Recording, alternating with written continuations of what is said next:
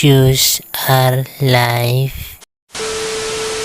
Welcome back to the Shoes Are Life channel. Ako nga pala si Daska, ang engineer ninyong palaging nag-OT pero wala pa rin pagbibili. At ngayong araw, ibabahagi ko sa inyo ang aking opinion regarding sa Harden Volume 7. Ngayon, alam ko. Napakalate na. Kasi itong Harden Volume 7 is last year's issue pa. At ngayon, kung nanonood kayo sa NBA, makikita ninyo si James Harden. Suot-suot niya na rin ngayon yung Harden Volume 8. Pero hindi pa lumalabas dito sa sa Pilipinas. Ewan ko kailan marirelease dito. And nakakatawa dun kasi hindi man nakakatawa. Nakapagtaka lang kasi hindi pa nga lumalabas yung Harden Volume 8 dito sa Pilipinas is may leak na kaagad ng Harden Volume 9. Parang bilis naman nata ng release. Kaya nga ayun, pasensya na kung di ako gaano ka-updated sa mga latest na basketball shoes. Kasi, alam nyo naman, mahirap maghanap ng pera, no? Ito nga, nagkaroon na ako nito. Maraming salamat sa aking jowa na nagmamahal sa akin. Thank you. Wala kasi siya jowa nanonood. So ayun naman, kung gusto niyo ng mga review sa mga latest basketball shoes na lumalabas, may isa-suggest na lang siguro ako na iba. Pero kung gusto niyo ng mga review na talagang mabusisi, may isa-suggest ulit ako na iba. Pero kung gusto niyo naman ka-share lang sa hilig niyo ng mga sapatos, may kaibigan, dito usap-usap po tayo. Tingnan nga natin itong Adidas Harden Volume 7. So unang-una sa looks, honestly, nung first time kong nakita ito na yung mga leaks na suot-suot ni Harden last year, hindi ko talaga nagusto. Pagkakita ko sabi ko parang daff! Bakit ganun yung itsura? Hindi ko alam, pero bakit dating sa akin parang siyang mukhang saging. Kita ko. Pero yun lang naman, habang tumatagal, lagi kong nakikita, parang nagbabago na rin yung opinion na parang okay din pala, no? Maganda rin naman. Kaya ngayon, ito na nga. Nung nakita ko na ng actual, parang okay, hindi siya mukhang saging. Nagbago na opinion ko. So itong design niya sa upper is apparently inspired by puffer jackets. Kasi mahilig ata si James Harden sa puffer jackets. Siguro ganun ka naman talaga siguro kahilig kung i-design mo yung sapatos mo sa di ba? Clothing. Yung materials na ginamit dito sa likod is parang suede, and ganun din dito sa toe box. Depende rin sa colorway itong sa toes niya. Dito sa Flash Aqua na colorway is parang suede lang din, pero I think dun sa pula, dun yung toes niya is glossy material yung andun and then instead of a tang, yung nandito sa harapan niya is itong parang medyas na nilulusot na lang sa paa, sa inlet. Then ito sa heel, dito ako pinaka-diskumpiyado nung first time kong nakita yung mga leaks ng Harden 7, kasi sabi ko, bakit may plastic sa likod? Hindi ba parang dudulas ka dyan kung sakali? Pero ayun, nakita ko ng personal, hindi siya plastic pala. More like rubber. Yun, kasi napipisil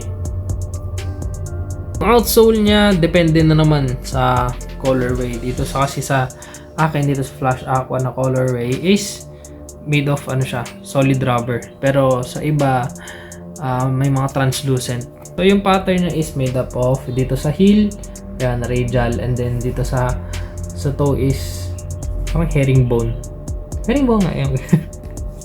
So ito, nung ginamit ko to dun sa basketball court namin sa barangay, may instances na dumudulas kasi sobrang alikabok talaga nung court, grabe.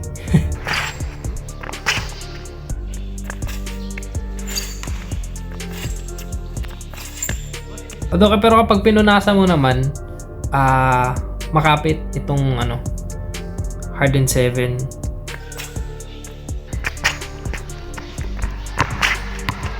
Pero nung sinubukan ko na dito sa sa hindi maalikabok na floor, ayun nga, nagulat ako. Napakalakas nung bite niya.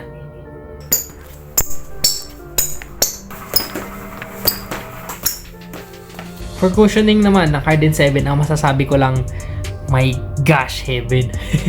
Charot. Dito talaga ako kinakabahan nung una. Dito sa heel niya kasi akala ko talaga matigas dito. Kung titingnan mo ng mga mukha siyang plastic. Pero nung sa actual na at nahawakan ko na, ay wait lang, yun yung ayun boost itong nasa heel part, and then dito sa front is light strike. Ayan ay nahalata ba nung napipisil ko? Kaya gusto ko tong cushioning setup nitong Harden 7 kasi ayun nga, dahil meron tayong boost sa heel, meron tayong impact protection and then light strike dito sa forefoot naman, kaya meron ding bounce. Sa akin parang balance So, dahil dun parang perfect siya for any position sa court. Seryoso, pagkasuot ko pa lang nitong sapatos nung una, parang may unan na yumayakap sa paa. Sa weight, nung tinimbang ko to, ang lumabas is 503 grams. Or para sa mga tamad mag-convert, nasa kalahating kilo, ganun. So, as a hoop shoe, lalo na para sa mga guard, kasi shooting guard nga si si James Harden, nasa heavier side siya. Kung makita nyo sa last video, tinimbang natin yung Kyrie 7, nasa 392 grams, mga nasa ganun. Yung Shockwave 5 naman is nasa 421 grams. So, mas mabigat itong Harden 7 kaysa dun sa dalawang yun. Pero, ang maganda naman is sa experience ko, ginamit ko to. Although nasa mabigat yung timbang niya, hindi mo gano'ng ramdam pag ginagamit mo na sa court. Siguro isang factor na rin itong siyang plate niya. Kasi nagiging responsive.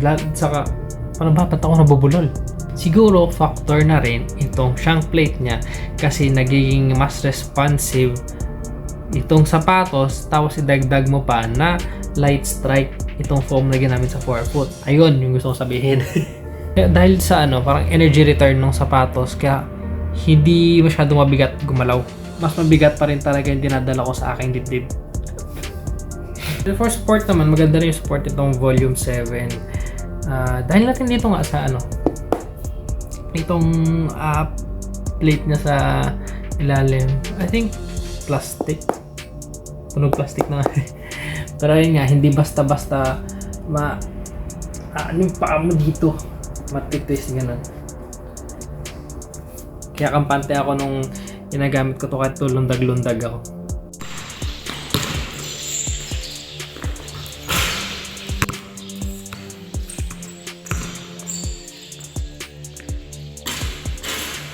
So ayun, marami nagsasabi na itong Harden 7 is ang best basketball shoe na ginawa ng Adidas so far. Although yun nga, hindi ko pa na kikita yung volume 8. And then ngayon, bagong labas din yung sapatos ni Anthony Edwards, yung AE1, na sinasabi naman nila yun yung best basketball shoe ng Adidas ngayon. Although, hating opinion ng mga tao kasi yung iba sinasabi pa rin yung volume 7, yung iba naman yung AE1. Ayun, baka sakaling makakuha tayo. Then, gagawin din natin ng review.